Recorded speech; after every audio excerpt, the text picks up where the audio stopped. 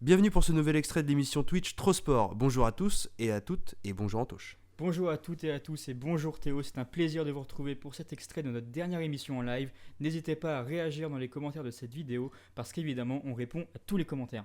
Eh bien, bonne vidéo.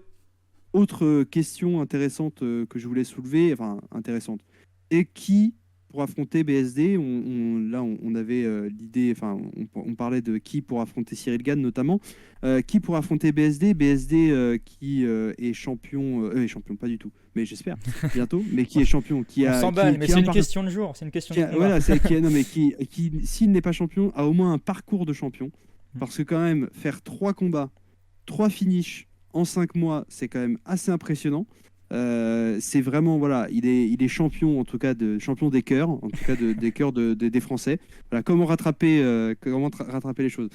Mais effectivement, c'est quand même quelqu'un et un combattant extrêmement talentueux. Ça, on peut le dire. Il a fait un bond dans le classement, donc, puisqu'il n'est pas champion, mais il est 11e ex aequo de la catégorie des légers, des lightweight de l'UFC.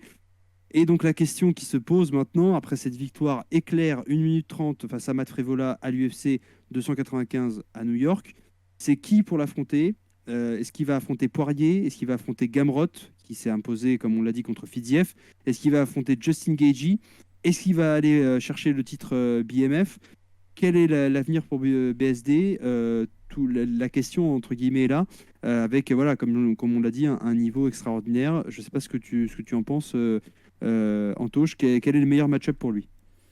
Bah déjà, oui, je rebondis sur le niveau extraordinaire de Benoît parce que j'ai l'impression de me répéter à chaque fois qu'on parle de Benoît. Vous pouvez aller voir sur la chaîne, on avait déjà parlé de lui quand il avait affronté Bonfim. On a parlé de lui sur les deux retours UFC Paris qu'on a pu faire, où il combattait sur les deux cartes.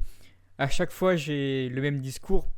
Moi, je ne vois personne battre Saint-Denis actuellement dans la catégorie UFC. Alors, il y a des mecs qui peuvent lui faire des combats de fou furieux, hein. Gaethje, Poirier, Chandler et Islam Makhachev. Je dis pas qu'ils sont nuls et que Benoît va les détruire, mais je pense que Benoît est un combattant tellement complet, avec cette violence que les autres n'ont pas. Parce que quand on voit les combats de... Le petit détail qui fait toute la différence. Non mais oui, mais c'est vrai parce que... La violence. Non, mais quand, bien sûr. quand tu vois Le mental. Dustin Poirier, par exemple, Dustin Poirier, il a souvent été engagé dans des grosses guerres. Mais je trouve que c'est pas forcément Dustin Poirier qui amène la violence. C'est plus le mec qui va répondre à la violence. Tu vois? Alors que Benoît, c'est vraiment le type qui vient et qui amène la violence. Et si derrière, le mec en face ne répond pas à la violence, généralement, il a perdu. Parce que c'est vraiment ce qui s'est passé sur ces derniers combats. Il amène la violence. Malheureusement, en face, il n'y a pas assez de répondants. Les mecs, ils essayent que ce soit debout, au sol. Benoît est meilleur qu'eux partout. Donc là, vraiment, moi, quand je dis que je vois Benoît champion dans quelques combats, c'est vraiment mon ressenti parce qu'il ne peut pas avoir le combat contre Islam Makhachev demain parce que c'est impossible. Il est 11e, Islam est champion. Il y a trop de monde dans la catégorie pour avoir un boost pour un titre de championnat demain. Mais encore 1 ou 2 combats et Benoît Saint-Denis peut avoir ce shot à Islam. Et pour moi, quand on regarde la catégorie lightweight, il y a effectivement Gamrot qui revient beaucoup et que Benoît lui-même veut prendre. Parce que finalement, quand on regarde le classement, c'est Gamrot qui paraît le plus à même à accepter un combat de Benoît Saint-Denis. Parce que en dessous de Gamrot, c'est pas très intéressant. On n'a pas envie de voir Benoît Saint-Denis affronter quelqu'un qui est en dessous de Gamrot. Fiziev, il vient de perdre. Tsarukyan, il a un combat bientôt, je crois, donc il faudra le suivre. Mais c'est pas non plus contre lui qu'on veut voir Benoît, parce que c'est pas forcément le plus resplendissant. Dan Hooker, il est blessé. Enfin bref, c'est pas très intéressant. Donc Gamrot pourrait être le plus à même à accepter un combat de BSD. Parce qu'au-dessus de Gamrot, on a Chandler qui est in between, peut-être McGregor, peut-être pas McGregor. L'UFC 300, on attend. Donc pour l'instant, je pense pas que l'UFC a prévu de le faire combattre avant le potentiel UFC 300 contre McGregor qui va être à suivre. Donc Chandler, on oublie, même si ça serait un combat de fou furieux aussi, hein. Chandler qui contre BSD pourrait apporter pas mal de violence et être intéressant. Benel Dariush, il est dans une situation très compliquée où il pourrait aussi accepter un combat contre BSD pour lui être dans la situation de je me Dariush, relance. c'est lui qui affronte Tsarukan en l'occurrence, le 3 décembre. Ah bah c'est ça, bah voilà. C'est Ouais, ça, c'est voilà. pour j'avais oublié, mais c'est pour ça que c'est aussi Mm. une option qui est pas possible. Mm. Donc il nous reste Poirier, Gaethje ou Oliveira. Oliveira, je pense qu'il va avoir le prochain title shot contre Makhachev, donc c'est mort et c'est aussi beaucoup trop classé dans le Mm. classement pour espérer avoir Benoît tout de suite. Justin Gaethje, on parlait de Benoît qui veut avoir la ceinture BMF. Comme Benoît est très violent, etc., c'est vrai que la ceinture BMF lui irait bien, même si moi je suis personnellement pas trop fan de ce genre de ceintures qui sont un peu inutiles et qui sont là pour la hype, mais sans plus. Voilà, c'était rigolo quand il y avait Jorge Oui. Masvidal, mais depuis, c'est vrai que la ceinture a perdu un peu de sa superbe. Mais c'est surtout que Gaethje, a priori, veut que son prochain combat soit absolument pour le titre. Donc je le vois mal aller accepter un combat contre Benoît Saint-Denis. Et il reste Dustin Poirier, qui pour moi serait le meilleur combat que Benoît Saint-Denis pourrait avoir, parce que il se présenterait avec cette violence qu'on lui connaît. Et là, Poirier, on sait qu'il sait accepter la violence, il sait répondre à la violence. Et là, ça peut être une guerre comme Benoît n'en a jamais vu, et comme Mm. peut-être, et j'ose le dire, l'UFC n'en a jamais vu, parce que Dustin Poirier est un combattant qui est très très solide, même s'il a perdu dernièrement contre Gaethje, qui était un assez gros retournement de situation. La manière dont il a perdu, je pense que ça n'enlève pas grand-chose à la superbe qu'a Dustin Poirier.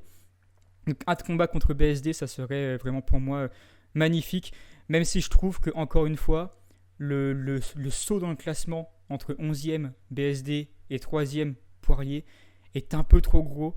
C'est pour ça que finalement, Gamrot, même si c'est pas mon combat qui me ferait le plus plaisir, parce que j'ai vraiment envie de le voir BSD contre Poirier, je pense que Gamrot, logiquement, reste la meilleure option, parce que Gamrot est le seul finalement à même à accepter le combat BSD.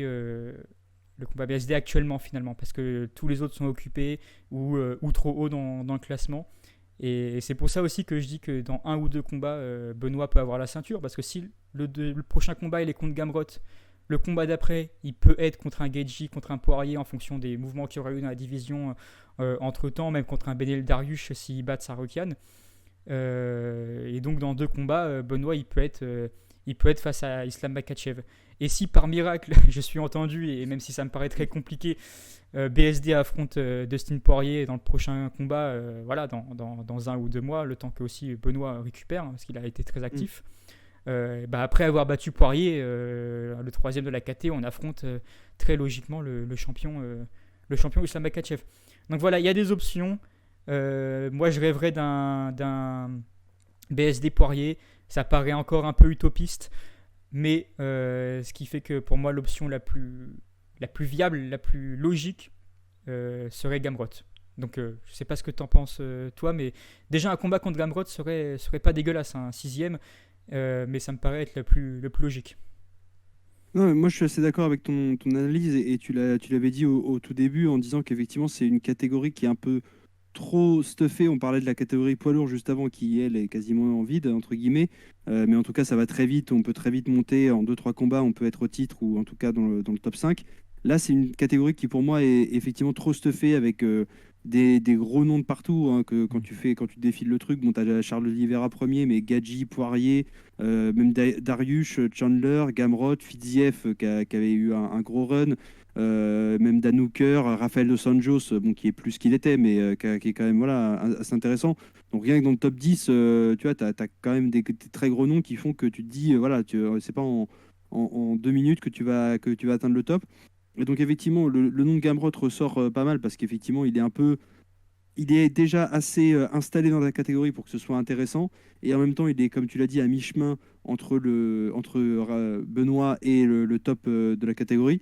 Donc moi, je pense que, comme tu l'as dit, et je suis assez d'accord avec toi, Gamrot, c'est le plus intéressant, mais aussi parce que il faut aussi que l'UFC accepte de le donner. Et voilà, je vois mal l'UFC faire 11e, 3e, par exemple, avec Dustin Poirier, même si, voilà, avec comment dire, la bonne com, c'est un combat que tu vends de ouf et qui marquera les esprits. Mais je pense que pour l'instant, sachant que Benoît, il a l'avantage d'être excellent partout, comme tu l'as dit, et puis d'avoir aussi une très grande intelligence. Donc il sait très bien que l'UFC, voilà, s'il faut faire des call-outs, mais voilà, des call-outs raisonnables. Hein. S'il avait call-out directement, je veux Islam et la ceinture, tu sais très bien que tu l'as jamais. Si tu call-out Gamrot, les mecs se disent, attends, ouais, déjà, on l'a fait passer du top 20 au top 11, quasiment, voilà, quasiment 10e de la catégorie. Et pourquoi pas qu'il aille taper Gamrot, on va voir. Hein. De toute façon, après, l'UFC, ils organisent des combats. C'est surtout pour qu'il soit vendeur et pour avoir de la compète.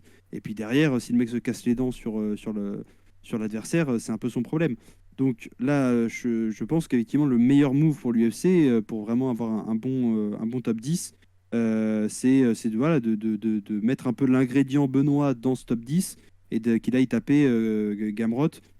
Fiziev, ça serait un peu dommage parce qu'il pourrait le mettre contre Fiziev, hein, mais ça serait dommage parce qu'il vient de perdre contre Gamrot. Donc, C'est ça, ouais. tant qu'à faire, autant le mettre contre Gamrot. Et vu en plus le parcours de Benoît, dans le sens où Benoît a quand même eu 3 victoires en 5 mois, où il a à chaque fois pris les combats, etc. Il a pas rechigné. Et à chaque fois, c'était des victoires avant la limite. Donc, c'est pas non plus les trucs. Il a eu des performances de la soirée, notamment à l'UFC 295 pour son KO. Donc je pense que l'UFC, voilà, pour le spectacle qu'il apporte, ne peut lui faire que le cadeau au moins de lui mettre Gamrot. Et puis après de voir pour la suite. Mais tu l'as dit, en 2 combats, il fait Gamrot, il gagne, il rentre dans le top 10 et après il tape Poirier ou Gadji et le prochain title shot, il peut être pour lui en fonction, comme tu l'as dit encore une fois, des mouvements de la catégorie. Mais clairement, moi je vois très bien Benoît taper Gamrot dans le prochain et après taper vraiment les tops de la catégorie pour ensuite aller vers le titre. Moi non plus, je suis pas très fan de la ceinture BMF, mais bon, c'est le problème des Américains, c'est qu'ils sont toujours dans la communication, ils te vendent le truc comme si c'était un titre de malade, alors que bon, c'est juste un titre pour bouche-trou pour combler certains events. Donc voilà, mais même si effectivement, par contre, symboliquement, encore une fois, c'est l'intelligence aussi de Benoît, c'est qu'il sait que les Américains sont très dans les symboles, etc. Donc c'est vrai que le symbole de la BMF, s'il le fait contre un gros adversaire comme Justin Gaethje, ça peut être voilà, le double bonus d'avoir la ceinture qui fait de lui le baddest motherfucker et derrière aussi comment dire, de monter très haut dans le top et d'arriver limite au titre de la catégorie elle-même. Donc ça peut être toujours intéressant On à crachera voir pas le dessus, ça c'est futur. sûr que. Non, bien sûr, Ouais, bien sûr, bien sûr. Mais il faut qu'il le fasse contre un gros adversaire, quoi. C'est surtout ça. ouais, c'est ça. C'est pas de faire une BMF, enfin de remettre en jeu la BMF contre un mec qui est en dessous ou qui lui apportera pas grand-chose. Mais s'il peut faire d'une pierre deux coups, moi, ça me va très bien. Et je pense que lui aussi, ça lui irait très bien. En tout cas, on souhaite bien sûr le meilleur à Benoît, à son équipe.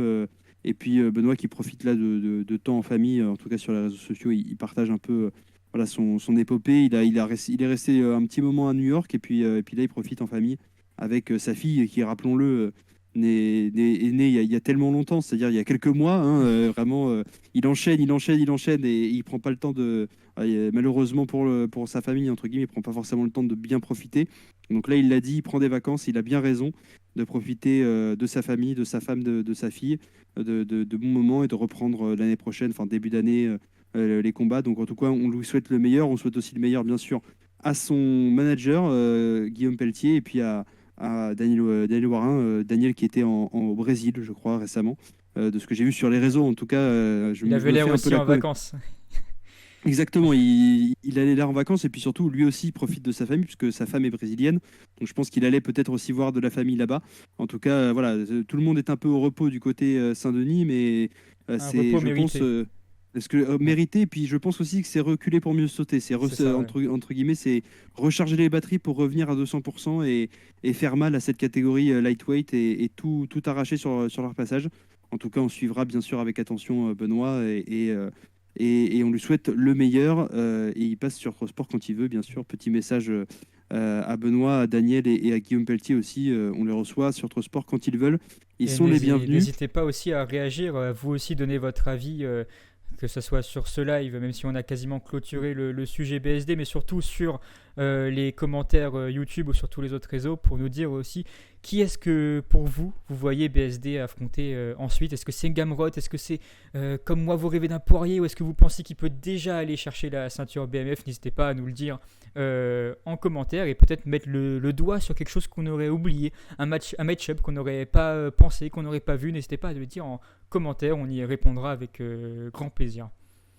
Oui, on est toujours très attentif à ces commentaires, bien sûr, parce que ça nous permet aussi, comme tu le disais, nous, de revoir un peu la situation sous un angle différent, parce que vous avez toujours des arguments, des visions différentes des nôtres, et c'est aussi pour ça qu'on fait cette émission. Donc, n'hésitez pas à partager avec nous sur tous les sujets, bien sûr, que vous pouvez trouver sur la chaîne, que ce soit celui-ci sur BSD ou d'autres. N'hésitez pas donc à réagir dans les commentaires. On passe maintenant. Merci d'avoir regardé cette vidéo, on espère que vous avez apprécié le sujet et qu'il vous a fait réagir. Encore une fois, n'hésitez pas à vous abonner, à liker la vidéo et laisser un commentaire. On répond à tout le monde et ça nous fera très plaisir d'échanger avec vous. Encore mieux, vous pouvez passer avec nous pendant notre prochain live Twitch pour échanger en direct et vous retrouverez toutes les informations utiles sur nos réseaux sociaux qui s'affichent à l'écran et en description, notamment Instagram et Twitter. Merci à tous et à bientôt sur nos chaînes Twitch et YouTube. A très vite sur Trosport.